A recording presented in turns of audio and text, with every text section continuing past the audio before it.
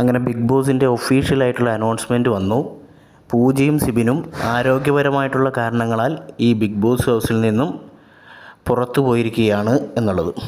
അപ്പം ഇത്രയും ദിവസം 2 ദിവസമായിട്ട് ഊഹാപോഹങ്ങളുടെ കളിയായിരുന്നു.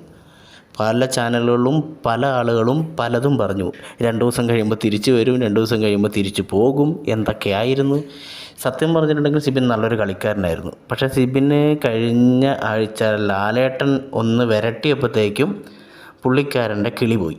അങ്ങനെ കിളി പോകുന്നവർക്കൊന്നും മുന്നോട്ട് പോയി കപ്പടിക്കാൻ പറ്റുന്ന ഒരു വേദിയല്ല ബിഗ് ബോസ്. അപ്പോൾ ശരിക്കും പറഞ്ഞിട്ടുണ്ടെങ്കിൽ സിബിൻ വീട്ടിൽ പോകേണ്ട ആൾ തന്നെയാണ്. പക്ഷേ പൂജേൻ്റെ കാര്യം അങ്ങനെയല്ല. പൂജയ്ക്ക് ശരിക്കും പറഞ്ഞാൽ നടുവിന് ഡിസ്കിന് പറ്റിയിട്ടുള്ള ആ ഒരു പ്രശ്നം കാരണമാണ് വീട്ടിൽ പോകേണ്ടി വന്നത്. പുള്ളിക്കാരത്തി നല്ലൊരു ഗെയിമറായിരുന്നു. കുറച്ച് നാളും കൂടെ നിൽക്കേണ്ടതായിരുന്നു. ടോപ്പ് 5 വരേണ്ട ഒരാളായിരുന്നു. പക്ഷേ എന്ത് ചെയ്യാം, ഭാഗ്യം കൂടെ വേണമല്ലോ. അതാണ് ഈ ഒരു ഗെയിമിൻ്റെ ഒരു പ്രശ്നം. അങ്ങനെ സിബിൻ പുറത്തിറങ്ങി കഴിയുമ്പം ഒന്ന് ഞെട്ടും. താൻ ചെയ്തതൊരു മണ്ടത്തരമായിരുന്നു എന്നുള്ളത് പുറത്തിറങ്ങി കഴിയുമ്പോൾ എന്തായാലും പുള്ളിക്കാരന് മനസ്സിലാവും. ഇതാണ് മോനെ, ഗെയിം വെറുതെ വളവള വന്ന് വർത്താനം പറഞ്ഞിട്ടൊന്നും കാര്യമില്ല. മെൻ്റൽ പവർ കൊണ്ട് മാത്രമേ ബിഗ് ബോസിൽ പിടിച്ചേക്കാൻ വേണ്ടി പറ്റുള്ളൂ.